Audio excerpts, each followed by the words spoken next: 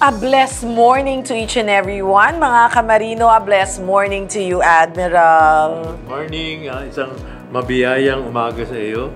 Ang katabi kong marikit na dilag. Hindi ako pwedeng masyadong maingay ngayon, mataimtim. Kasi dahil ito ang ating espesyal na episode bago tayo pumasok sa Lenten season. Correct. Titingnan ko lang kung hanggang kailan ako pwedeng maging mataimtim. Parang lumalabas na, Admiral, hindi talaga kayang itago, di ba? Pero uy, mga friends, mga Kamarino friends natin, itong ating Lenten episode. Pero next week wala tayo ha, kasi alam nyo naman, preempted tayo dahil nga Lenten season. Ikaw ba, Admiral, paano ka nagle-Lenten sa inyong pamilya? Kami nagbabasa lang ng passion, gano'n. Hindi ka nagbibiro? Hindi nagbibiro. Basa talaga? Basa lang sa ano. Ano yung pabasa? Hindi yung pabasa. Hindi yung kanta. Okay. Hindi yung nang si Judas. Hindi yun. Wala yun. Okay. Nagbabasa lang kami ng Bible. Talaga. Ginagawa niyo yan talaga? Yearly? Ginagawa namin. As in? Oo. Talaga? Kasi nasa bahay lang kami. Walang Parang magawa. feeling ko, sabi mo, parang yung lahat sila nagpapabasa na yung kumaganyan na di ba? Di ba? At saka nagbibisita iglesia. You do that. You do that. Oo. Ako, hindi ako nagbibisita iglesia kasi Christian ako eh. Oo. So kami, we just observe Lenten season, Correct. reflecting, ganyan. Pero, ang tanong ko, sa mga seafarers kaya, paano kaya nila, ginugunita ang Lenten season? Pag nasa barko, lalo na kung underway yung barko, talagang gagawin mo yung duty mo, di ba? Trabaho. Nag-rotate kayo eh. Oo. Well, eto na, Admiral, di ba? May kwento tayong i-feature ngayon, ang kwento ni Ami Neptuno, isang, wife ng isang marino na unfortunately namatay na ang kanyang asawa. Magandang storya yan sa may Siemens Village. Correct. No? Magandang gunitain ang mga magagandang alaala at alamin natin kung paano nga ba nagko-cope ang pamilya ng namayapa nating kamarino. Oo, kasi minsan lagi natin feature yung mga masasaya. Paano kaya yung mga medyo malungkot dahil nga nawala na yung kanilang maybe padre de pamilya o kaya nag-retire na. Ganun yan eh. Alam nyo ba, minsan ng mga retirees, ang hirap din yan ha. Ang hirap di ba dati parang lagi kang busy, lagi kang may ginagawa, ganyan. Bigla ka nag-retire, parang kahit may pera ka, parang anong gagawin ko na, di ba? So, medyo mahirap din. Ito yun. Kaya kailangan talaga kailangan talaga na nakahanda tayo kahit na ano yung mangyari. At ngayong umaga, ay papakita natin yung ibang mga ginagawa ng ating mga kamarino at kanilang mga mahal sa buhay kung sakali nagkaroon ng hindi magandang pangyayari sa kanilang buhay. O kaya naman, retirado, masaya naman doon pag nag-retire ka, pero dapat handa ka rin emotionally. Well, eto na, syempre dito pa rin sa ating Lenten special, dito lamang sa the first and the longest running television program para lang po sa mga kamarino. Kaya all aboard dito sa Yan ang Marino.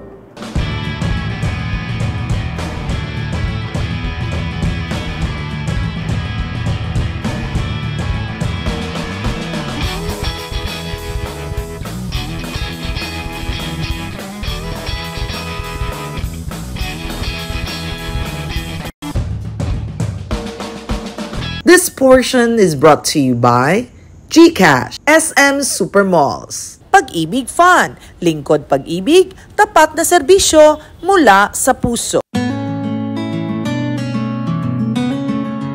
Iba ang pagmamahal na ibinibigay ng mga marino para sa kanilang mga mahal sa buhay, sapagkat sa kanilang bawat paglalayag at pagbabalik, pamilya ang unang tumatatak sa kanilang mga isipan.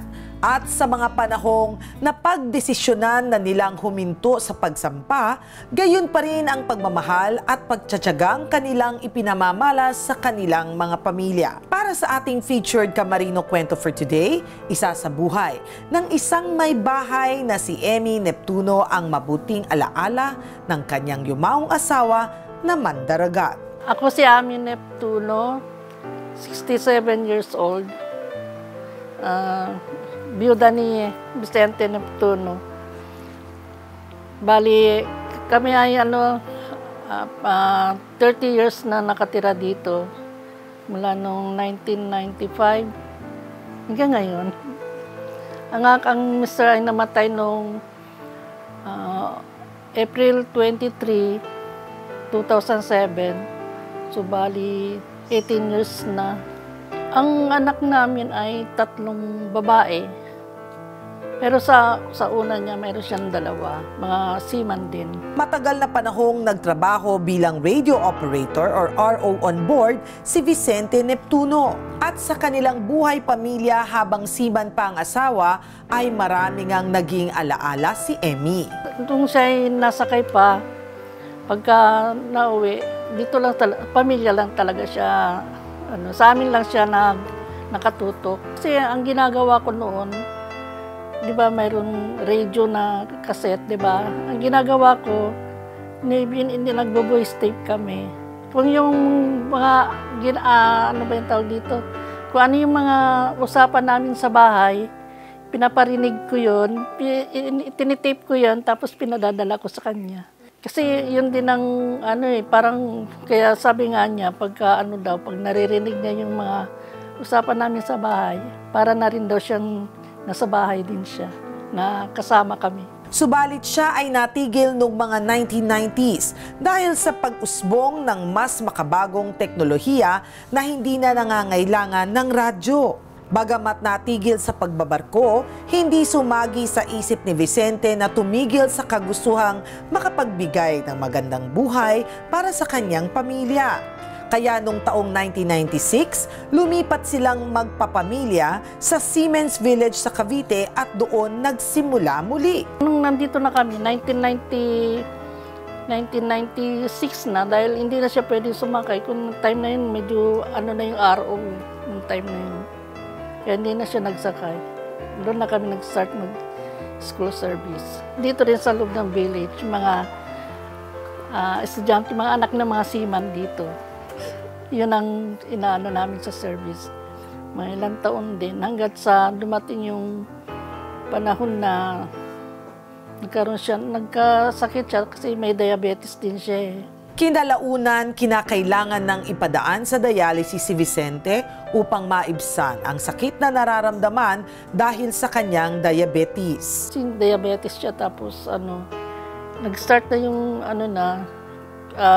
nung mag-dialysis na siya, 2005 nag-start. Then kasi nagda-dialysis siya every 3 times a week. Minsan nga pag nandun ka sa dialysis na siyempre minsan pag kulang sa financial, nagda-dialysis ka ngayon, iniisip mo na naman yung susunod na yung pag-dialysis niya. Minsan hindi mo na maiisip na bilhin yung ibang gamot. Ang importante, makapag-dialysis siya. So, medyo mahirap din kasi yung time na yun din, nag-dialysis din siya ng mga ilang taon, 2 years and a half. Nung bandang huli na, na rin ang doktor sa akin na sinasabihan din ako na hindi na rin magtatagal. So, siyempre pag nakikita mo rin naman na nahihirapan din, kaya hanggat nakakayanan, tinutuloy-tuloy pa rin yung pag-dialysis niya. Bumuti-buti rin ang kalagayan ni Vicente kung kaya't pinagbigyan sila ng doktor na mailabas si Vicente sa ospital at maiuwi sa kanilang tahanan sa Siemens Village. Yung time na yun, kumain siya ng madami. Natuwa ko kasi naubos niya yung pagkain niya. Pero hindi ko alam na yun na pala yung araw na yun ang niya. Pero nagsasalita siya na sabi niya, nagpapaalam siya. Pero ako naman kasi siyempre in denial din ako dahil kahit na nahihirapan ka, hindi pagka ganun, hindi mo mararamdaman yung nahihirapan ka hanggat kaya mo eh. Parang malakas pa rin yung loob mo na kailangan lahat ng mga bagay na gagawin ko to para lang maging maayos ang lahat. Pati siya lumakas. Kaya lang, talagang hanggang doon na talaga. Nang pumanaw na ang kanyang asawa, maraming tanong ang pumasok sa isipan ni Ami. Sabi ko, bakit ganun? Parang andun yung paninisim na sasabihin mo ka, Lord, bakit na? Parang nangyari sana, yung gusto mo na, bakit? Maraming mga bagay na tanong mo sa isip mo na, bakit kailangan mangyari yung ganun? Sa ilang ding pagkakataon ng katahimikan, nararamdaman pa rin ni Ami ang malakas na paghangad sa pisikal na presensya ng kanyang asawa. Tulad na nga ng araw na uuwi siya mula sa pagseserbisyo sa kanilang dating school service. Kaya lang, siyempre, pagdating mo, ay dati pagpasok mo dyan sa loob, may nakabukas na yung ilaw. Pero nung nawala siya, madilim ang bahay. Siyempre, kasi pag darating ka, bago ka matapos ng school service, mga 6, minsan madilim na. Siyempre sa labas medyo maliwanag, sa loob, pag walang ilaw, medyo madilim. Parang nakakalungkot. Pagka medyo nalulungkot ka, siyempre minsan hindi nila alam, dumadaan ako sa kanya bago umuwi dito sa bahay. Ganun lang. Tapos pag medyo may problema ka, ganyan, pupunta ka na lang doon. Hindi madalian ang naging paglalakbay ni Ami patungo sa pagproseso ng kanyang pagdadalamhati sa pagkawala ng kanyang asawa. Gayunpaman, ito ay isang mahabang paglalakbay na puno ng aral at pagkatuto. Noong una, mahirap. Pero bandang huli, medyo natanggap. Pero matagal bago ko rin natanggap. Nagsasama-sama ako dun sa kaibigan ko na pupunta kami doon mag-garden. Para mawala ba yung kasi ako lang mag-isang naiiwan. Pero nung time na yan, tinutuloy ko pa rin yung pagsiservice ko ng mga ilang taon pa. Tuloy lang ang buhay. Kasi nandyan na yan, wala na rin naman tayong magagawa. Basta kung ano yung naiwan, pagpatuloy ang buhay. Nung maalis din siya, parang kumbaga siya parang kung ano yung dati na ginagawa mo, tuloy-tuloy pa rin. Ganun lang basta wag lang mawala ng pag-asa. 18 taon ang nakalipas matapos ng pagpanaw ni Vicente, patuloy pa rin ang buhay para sa pamilya Neptuno. At yan din ang hangad mismo ng padre de pamilya. Sa ngayon, dati nagluluto din ako ng nagtitinda ako ng pag napapa-order ng puto at saka kutsinta. Pero ngayon medyo tinigil ko kasi na rin ako, may diabetes na rin ako. Minsan matagal pag nakatayo ako, parang masakit na yung mga Kung maririnig man siya ng kanyang yumaong asawa, hindi siya mag-alala kasi okay naman kami. Alam ko nandyan naman siya na nakaagabay sa amin.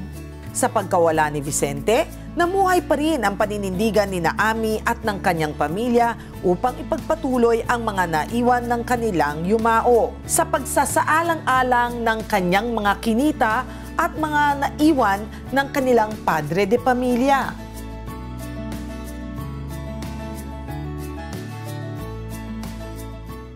Sa aming pagbabalik, tapat na serbisyo mula sa puso ng Pag-ibig Fund.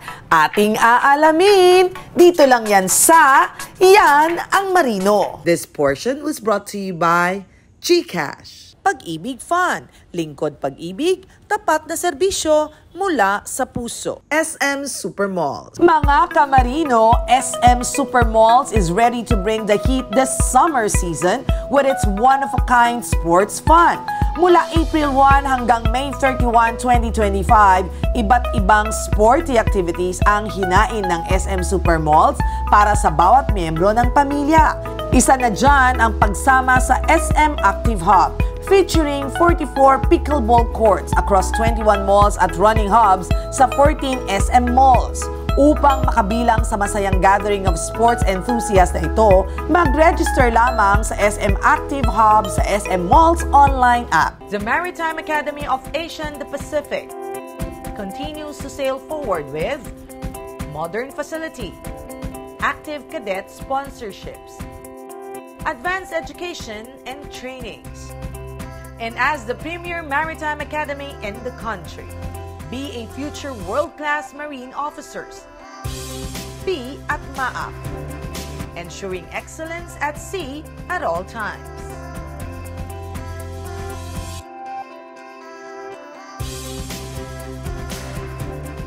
Ang bawat bayaning Pilipinong magdaragat, may kaagapay, may kaibigan, may kakampi, may kasangga, may kabalikat. Ang iyong Associated Marine Officers and Seamen's Union of the Philippines. Kasama mo sa tunay na malasakit. Dahil AMUSUP cares.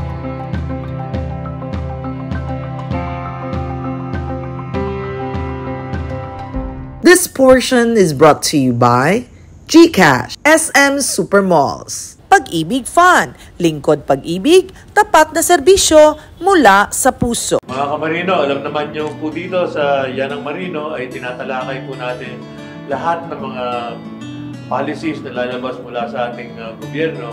At sa ngayon naman, pakinggan natin kung ano yung mga serbisyo na iniaalay ng Pag-ibig. Panoorin po.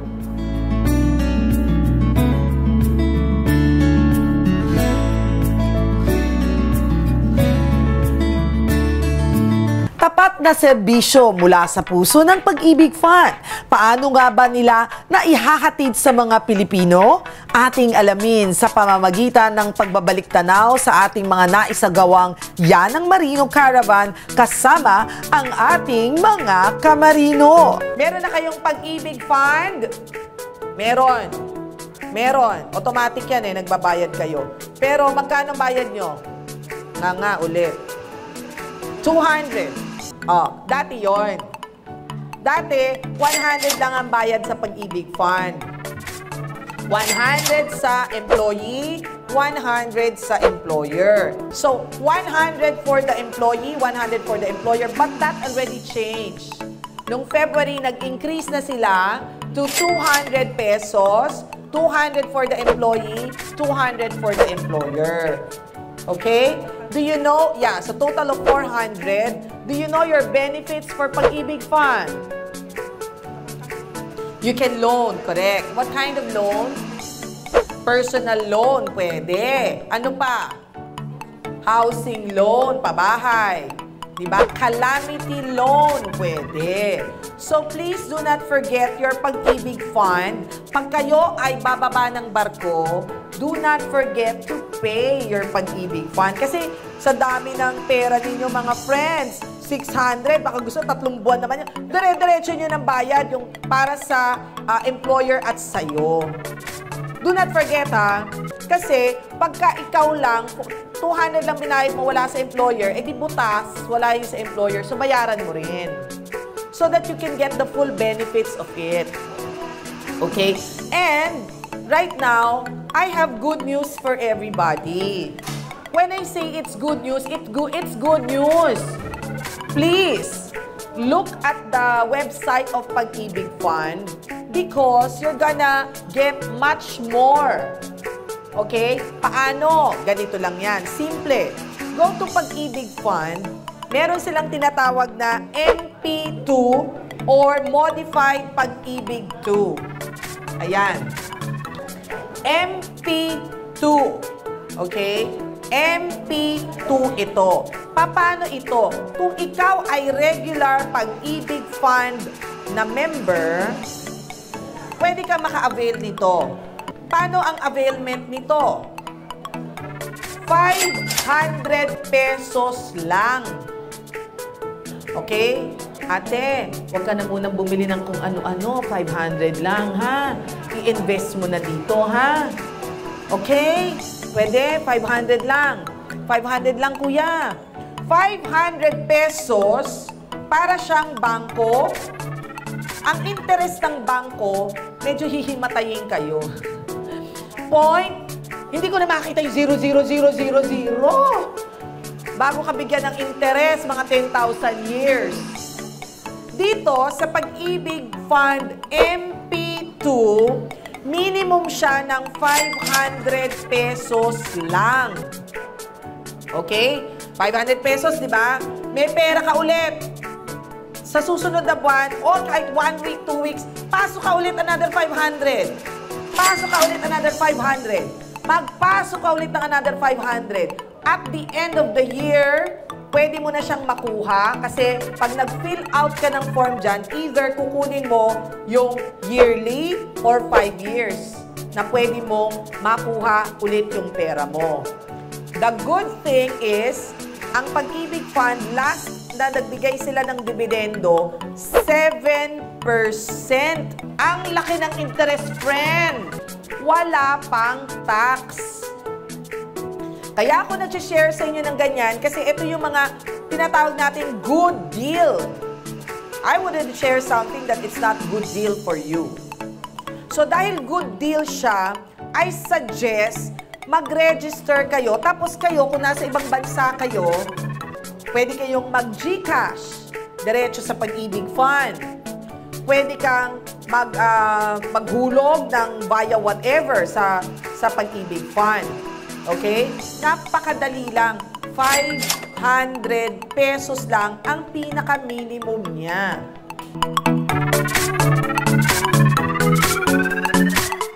Sa pagbabalik ng aming programa, Maritime Updates na. Kaya tutok lang dito sa Yan ang Marino. This portion was brought to you by GCash. Pag-ibig Fund, lingkod pag-ibig, tapat na serbisyo mula sa puso. SM Supermalls. Mga kamarino, SM Supermalls is ready to bring the heat this summer season with its one-of-a-kind sports fun. Mula April 1 hanggang May 31, 2025, iba't ibang sporty activities ang hinain ng SM Supermalls para sa bawat miyembro ng pamilya. Isa na dyan ang pagsama sa SM Active Hub, featuring 44 pickleball courts across 21 malls at running hubs sa 14 SM malls. Upang makabilang sa masayang gathering of sports enthusiasts na ito, mag-register lamang sa SM Active Hub sa SM Malls online app. The Maritime Academy of Asia and the Pacific continues to sail forward with modern facility, active cadet sponsorships, advanced education and trainings. And as the premier maritime academy in the country, be a future world-class marine officers. Be at MAAP, ensuring excellence at sea at all times.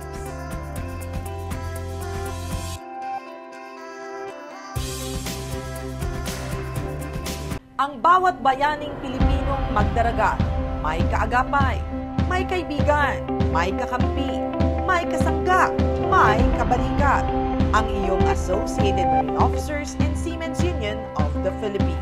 Kasama mo sa tunay na malasakit dahil AMUSUP cares.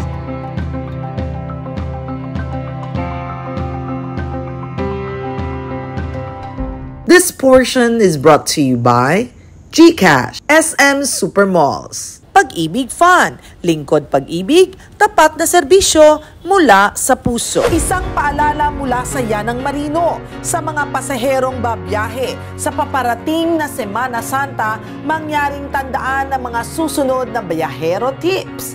I-double check ang inyong trip schedule at mga tiket. Magdala ng mga gamit na ayon sa kapasidad ng sasakyang pampasahero. Makinig sa mga paalalang pangkaligtasan. Sa oras na may naranasang issue, iulat ito sa mga nararapat na otoridad. Sa kaakibat na balita, isinigurado ng Maritime Industry Authority or Marina na may sapat na preparasyon ang kabarkuhan sa papalapit na Semana Santa. Nagpatupad ng relaxation order ang mga ahensya na nagbibigay permisyo para lumayag ang mga barko kahit hindi nakaayon sa orihinal na oras ng paglalayag, basta't naaabot ang kapasidad ng mga pasahero. Nasamsam ng mga South Korean Custom Authorities ang aabot sa 2 tonelada ng pinaghihinalaang cocaine mula sa Norwegian flag bulk carrier na MV Lunita noong April 2, 2025. Ito ang itinuturing na pinakamalaking drug bust sa kasaysayan ng South Korea. Nadiskubre ang 57 kahon ng sinususpetsahang cocaine sa isang tagong compartment sa likod ng engine room ng barko. Kinumpirma ng Department of Migrant Workers Secretary Hans Kakda na may 20 Pilipinong tripulante kabilang sa barko. Kasama ang kapitan, nagpadala ang J.J. Ugland, may-ari ng MV Lunita, ng legal counsel upang matulungan ang crew habang isinasagawa ang investigasyon. Ayon sa panayam kay DMW Secretary Hans Kakdak, nakikipag-usap na sila sa pamilya ng mga Pilipinong tripulante at sa pagkakaroon ng abogado mula sa kanilang hanay. This portion was brought to you by GCash. Pag-ibig Fund, lingkod pag-ibig, tapat na serbisyo mula sa puso. SM Supermall. The Maritime Academy of Asia and the Pacific continues to sail forward with modern facility, active cadet sponsorships, advanced education and trainings.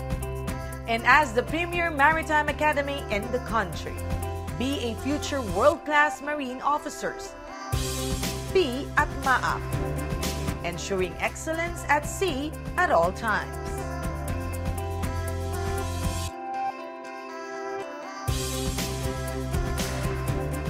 Ang bawat bayaning Pilipinong magdaragat, may kaagapay, may kaibigan, may kakampi, may kasangga, may kabalikat. Ang iyong Associated Marine Officers and Seamen's Union of the Philippines. Kasama mo sa tunay na malasakit dahil AMUSUP cares.